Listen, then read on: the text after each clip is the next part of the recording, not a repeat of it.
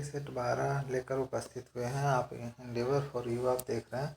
और जैसे जैसे बीपीएससी एग्ज़ाम का पीटी का तिथि नज़दीक आ रहा है, हम चाह रहे हैं कि आप जो प्रैक्टिस सेट है हर दिन एक एक प्रैक्टिस करने की कोशिश करें, चाहे जिस किसी भी साइट से या बुक से मिल जाए। प्रैक्टिस करने से थोड़ा परफेक्शन आता है, इसलिए प्रैक्टिस करना ज़रूरी है। पहला सवाल लेते हैं। नील आंदोलन जो 1859 से 60 के बीच में हुआ था, उसकी शुरुआत किसने की थी? ए है दिगंबर विश्वास, बी है विष्णु विश्वास, सी है दोनों, डी इनमें से कोई नहीं। तो इसका सही आंसर है दोनों। ये दोनों भाई थे, दिगंबर विश्वास विष्णु विश्वास। इस आंदोलन का शुरुआत बंगाल के नादिया जिले के गोविंदपुर गांव से हुई थी। इसमें अंग्रेजों को झुकना पड़ा था। और 1860 में, देखिए ये भी एक सेपरेट सवाल है, नील आयोग का गठन कब हुआ था? 1860 में। और सबसे जो महत्वपूर्ण सवाल यहाँ पे है, जो सबसे महत्वपूर्ण सवाल है वो ये है कि दीनबंधु मित्र की नील दर्पण एक बुक था, इसी में नील विद्रोह का वर्णन है और उसके साथ क्या क्या अत्याचार हुआ था उसका पूरा जिक्र है। अब दूसरा सवाल देखते हैं कि तेभागा आंदोलन जो 1946 में हुआ था, उसके महत्वपूर्ण नेता का क्या नाम था? ए है कंपाराम सिंह, बी है भवन सिंह, सी है दोनों, डी इनमें से कोई नहीं। इसका सही आंसर है ऑप्शन नंबर सी। ये कंपाराम सिंह और भवन सिंह दोनों नेता थे तेभागा आंदोलन का। और ये भूमि कर के ऊंची दर के खिलाफ बंगाल में हुआ था। दो चीज़ ध्यान रखना है, भूमि कर और बंगाल लोकेशन। तीसरा सवाल देखते हैं कि किस विद्रोह के मुख्य नेता का नाम अली मुसलियार था? ये नेता थे, आपको विद्रोह का नाम बताना है। ये सारे कृषक 1857 के किसान विद्रोह से संबंधित सवाल हैं। 4-5 जो बहुत महत्वपूर्ण सवाल हैं जो अक्सर आते रहते हैं एग्जाम्स में, वो चुन कर लिया गया है। तो चलिए देखते हैं किस विद्रोह के मुख्य नेता का नाम अली मुसलियार था। मोपला विद्रोह, कुका आंदोलन, रंपा विद्रोह, इनमें से कोई नहीं। तो इसका सही आंसर है मोपला विद्रोह। मोपला विद्रोह एक्चुअली में 1920 में केरल के मालाबार क्षेत्र में मोपलाओं द्वारा अंग्रेजी हुकूमत के खिलाफ शुरू हुआ था। तो ये एक बहुत दक्षिण भारत का एक महत्वपूर्ण विद्रोह है। नेक्स्ट देखते हैं डेक्कन विद्रोह का मुख्य वजह क्या था? अंग्रेजों द्वारा भूमि कर की ऊंची दर, 1855 में एक एक्ट द्वारा बेदखली के विरुद्ध, साहूकारों के विरुद्ध, या इनमें से कोई नहीं।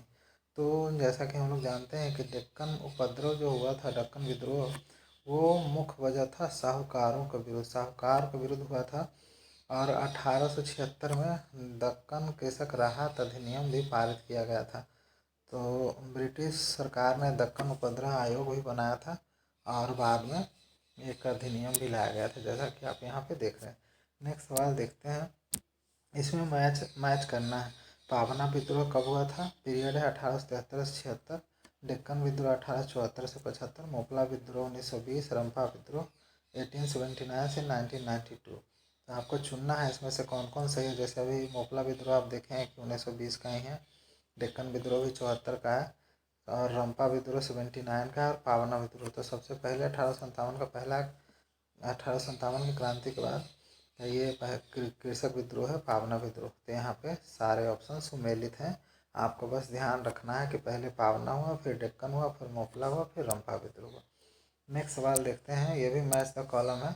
मैच द कॉलम के पीछे ये वजह रहता है कि आप एक साथ 3-4 क्वेश्चन कर लें इसमें। आप जैसे देखिए ताना भगत आंदोलन, ये विद्रोह का नाम है, इधर इसके नेता का नाम है। अभी देखिए बीपीएससी के एग्ज़ाम में भी और ये यूपीएससी के भी एग्ज़ाम में आया था, ये जतरा उरांव का नाम ताना भगत आंदोलन के बारे में कि कहाँ हुआ था, कौन किया था।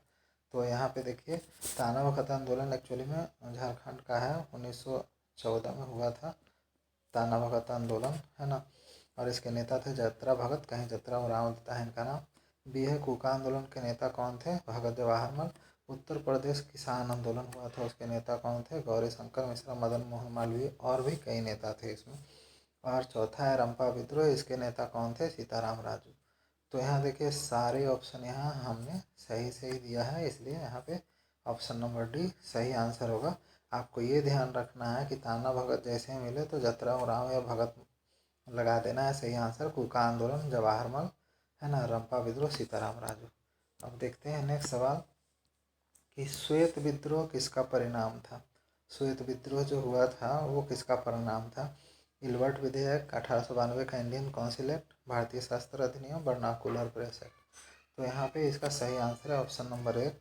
इलवर्ट विधेयक जो पास हुआ था उसमें ये व्यवस्था किया गया था ना कि कोई गैर यूरोपीय मतलब भारतीय भी यूरोपीय के खिलाफ केस का सुनवाई कर सकते हैं एज ए जज। तो ये बात जो श्वेत थे, ये जो नस्ल भेदी हिंसा देख रहे हैं अभी भी, जो हाल ही में यूएसए में और कई देशों में घटता है, तो उसका जड़ बहुत गहरा था। तो इंडिया में भी ये देखने को मिला था कि जैसे ही हिलवर्ट बिल पास हुआ तो श्वेत लोगों ने विद्रोह कर दिया। तो इसका सही आंसर होगा ऑप्शन नंबर 1। अब देखते हैं नेक्स्ट सवाल। भारत में गिल्ट गिल्ट बाजार का अर्थ क्या है, जिसको इंग्लिश में गिल्ट एज्ड मार्केट हो कहते हैं। अब देखिए यहाँ पे कुछ सवाल ऐसे रखे गए हैं कि आपको इंग्लिश और हिंदी दोनों में सवाल पूछे जा रहे हैं कि आपको अगर हिंदी समझने में दिक्कत हो या इंग्लिश समझने में दिक्कत हो तो वाइस वर्सा आप समझ लीजिए। Guilt aged market in India means क्या होता है?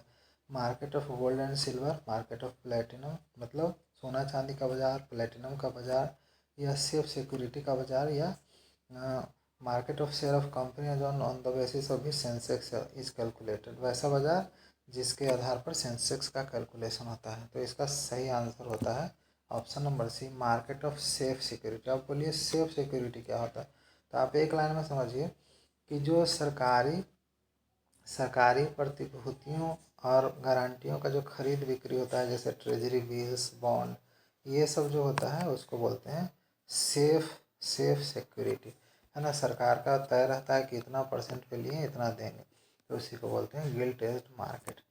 नेक्स्ट देखते हैं कि सेल्फ हेल्प ग्रुप गरीबों को आर्थिक मदद पहुंचाने के लिए इस अवधारणा को किसने प्रोत्साहित किया? Which one of the following promoted the concept of SHG, इसको शॉर्ट में हम लोग बोलते हैं सेल्फ हेल्प ग्रुप। अभी गांव में देखते हैं छोटे छोटे व्यापार के लिए ये छोटे छोटे माइक्रो लोन्स देते हैं, तो उसको प्रोत्साहित किसने किया था? ये है RBI, बी है नाबार्ड, सी है union ministry of rural development, और डी है यूनियन मिनिस्ट्री ऑफ लेबर। तो इसका सही आंसर है नाबार्ड। ये नाबार्ड द्वारा शुरू किया गया था, ठीक है। फिर नेक्स्ट देखते हैं, जब धातु की सतह को विकिरणित किया जाता है तो इलेक्ट्रॉनों के निकलने की घटना को क्या कहते हैं? ये एक डिफिनीसन दिया हुआ, आपको बताना है ये किसका डिफिनीसन है। फिर इसको इंग्लिश में देख लेते हैं। The phenomena of ejection of electrons when the surface of metal is irradiated is known as, उसको बोलते हैं फोटो इलेक्ट्रिक इफेक्ट की, क्रॉम्पटन इफेक्ट की, जीमन इफेक्ट की, फोटोवोल्टिक इफेक्ट। तो देखिए यहाँ पे क्वेश्चन नंबर 10 का सही आंसर है फोटो इलेक्ट्रिक इफेक्ट। ये फोटो इलेक्ट्रिक इफेक्ट का डेफिनेशन है। नेक्स्ट सवाल है पॉलिटिकल साइंस से, विधान परिषद के सदस्य का चुनाव के संबंध में विचार कीजिए। सदस्य है और निर्वाचन। तो विधान परिषद जो लेजिस्लेटिव काउंसिल होता है उसमें किस किस संस्थाओं के लोग कितने कितने सदस्य चुनते हैं। जैसे 1/3 सदस्य होता है स्थानीय स्वशासन। अब स्थानीय स्वशासन आप समझ लीजिए कि जो हमारा जिला परिषद, ग्राम पंचायत हो गया, ये हुआ, और शहर का म्यूनिसिपल कॉरपोरेशन। 1/3 सदस्य राज्य विधानसभाओं के सदस्य द्वारा चुने जाते हैं। 1/12 सदस्य स्नातकों द्वारा जो कम से कम 3 वर्ष पूर्व स्नातक की डिग्री प्राप्त किया हो। और चौथा है 1/12 सदस्य अध्यापकों द्वारा जो कम से कम 3 वर्ष का अनुभव रखते हैं। इसमें से आपको चुनना है कि कौन कौन सा ऑप्शन सही है। जैसे ए में 1 2 3 है, बी में 2 3 4 है, सी में 1 3 4 है, और डी ऑल ऑफ दी। तो यहाँ पे आप ये ध्यान रखिए कि यहाँ पे सारे आंसर सही है।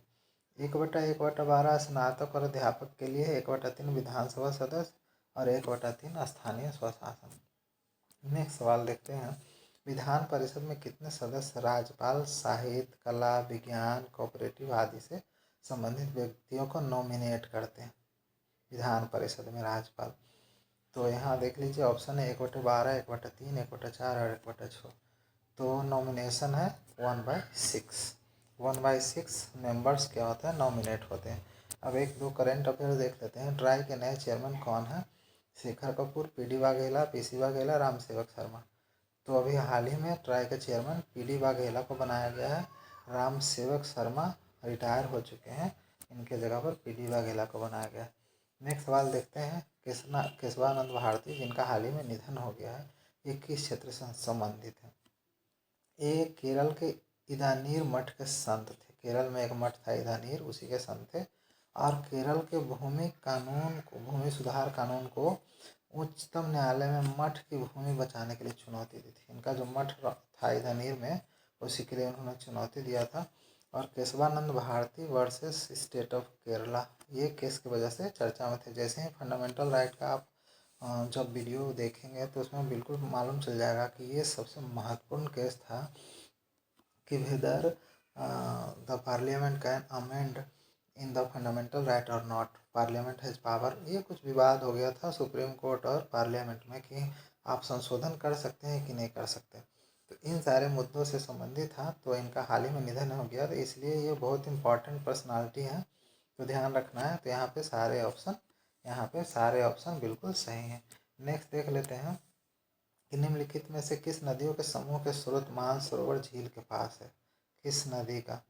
ठीक है, which one of the following groups of reverse have their sources near lake Mansarovar, मतलब मानसरोवर झील से कौन कौन नदी निकलता है इन ऑप्शन में से? जैसे गंगा, जमुना, इंडस, सिंधु नदी हुआ, गंगा, सिंधु, ब्रह्मपुत्र, ब्रह्मपुत्र, सतलज और सिंधु, ब्रह्मपुत्र, सतलज, गंगा और जमुना। तो यहाँ पे सही आंसर हो गया option number C, Brahmaputra, Sutlej और सिंधु नदी का उद्गम स्थल मानसरोवर झील के पास है। ये रहा आपका आज का वो प्रैक्टिस सेट नंबर 12। आशा है कि आप ध्यान से ये प्रैक्टिस कर लिए होंगे। और अगर आपको ये वीडियो पसंद आया तो लाइक, शेयर एंड सब्सक्राइब जरूर करेंगे। Thanks for watching.